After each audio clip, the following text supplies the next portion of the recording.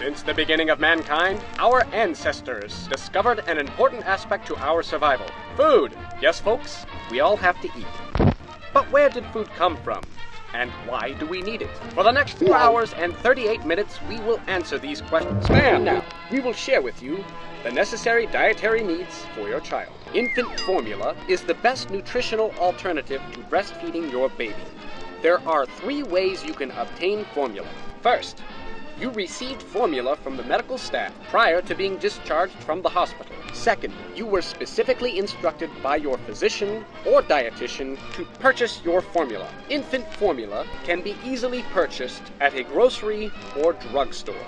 Third, families who qualify can arrange for an appointment at the WIC, also known as the Women, Infants, and Children Clinic.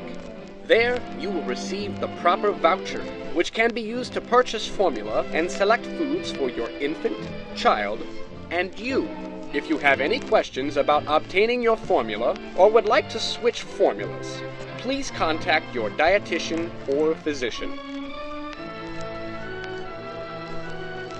Feeding your child, especially an infant, occurs frequently and often at inconvenient times.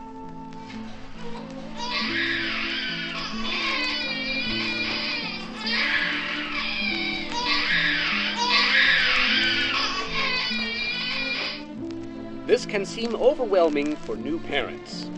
However, there is no need to feel nervous about this task. The steps are simple and easy to remember. In fact, these steps are so easy, even Dad can do it.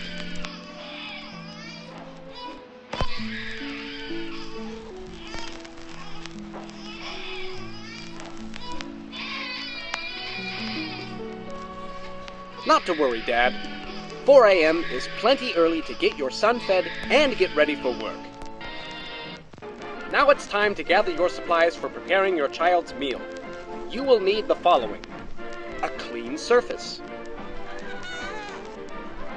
formula,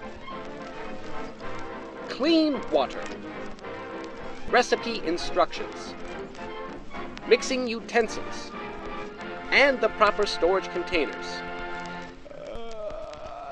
Now that you have gathered your supplies, it is time to start. Hold it right there, Dad. Remember, always wash your hands thoroughly prior to touching your child's formula. Washing your hands is very easy. First, wet your hands with clean running water. Warm or cold water temperature is fine. Be sure to lather your hands by rubbing them together with soap. Scrub your hands for at least 20 seconds.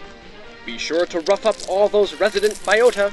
That's the best way to get rid of pathogens, Dad. Don't forget your interdigital and subungual regions. No one wants to spread coagules, negative staphylococci, or gram-negative bacilli. By the way, Dad, don't forget about Junior. Now, where were we? Oh, yes. Rinse your hands well under clean running water. Then dry your hands using a clean towel or paper towels, or you can just air dry them. Or you can wave your hands in the air like you just don't care. There now, doesn't it feel good to be clean? After you have reviewed your specific recipe instructions, follow these simple steps. Step 1. Measure water into a clean measuring cup or bottle. Be sure to always follow your specific instructions given to you by your dietitian or physician. Step 2. Add the amount of formula per recipe instructions. Step 3. Shake your container until the formula has completely dissolved. There must be no clumps. You're gonna have to do better than that, Dad. Put your back into it. Again. Harder. Great job, Dad. No clumps. Step 4. Pour out the desired amount that your baby needs into their bottle. Step 5. If you have formula remaining, be sure to store in a closed container in the refrigerator. Be sure to label and date accurately. Do not serve refrigerated formula that is over 24 hours old to your infant. And now, the moment of truth, Dad. It's time to feed that hungry baby.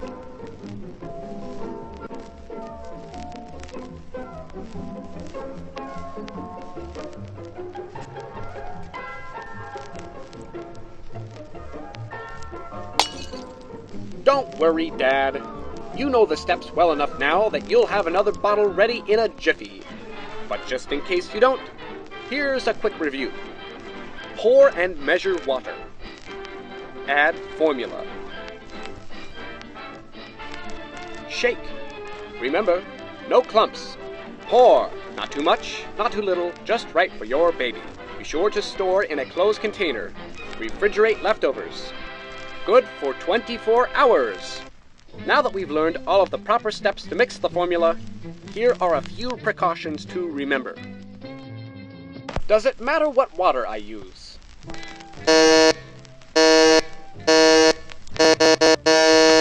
Of course it does.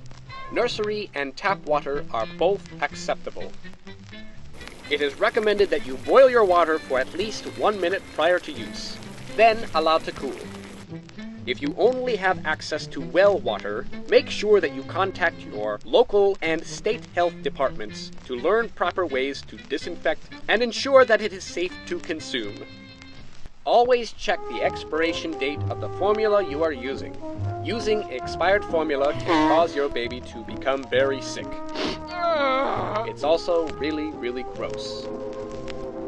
Warm your child's bottle in hot but not boiling water. I said no boiling water!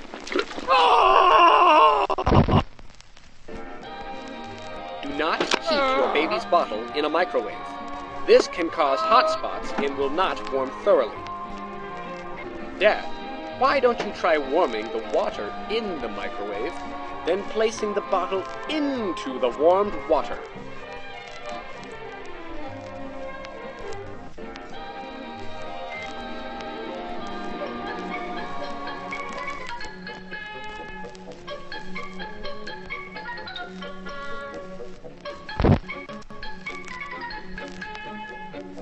Make sure you test the temperature of the formula on your own skin before feeding your baby. Let's take a look at our next precaution. As your baby grows, their nutritional requirements will change.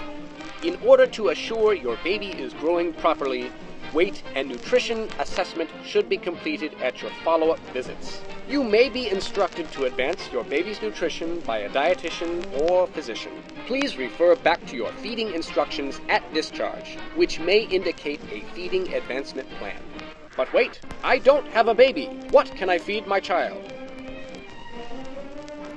If you have an older child or teenager with specific nutritional needs, it is important to review your dietary recommendations with a dietitian. Otherwise, follow the recommended food guide that you received from the hospital. Be sure to follow the dietary plan that is appropriate for your child's age. Remember that when you return home from a hospital discharge, it may take a couple days before your child's appetite returns to normal. You see, folks, equipped with the right information, our capable dad and Junior are doing just fine. Do not hesitate to contact your dietitian or physician if you have concerns about your child's growth or feeding.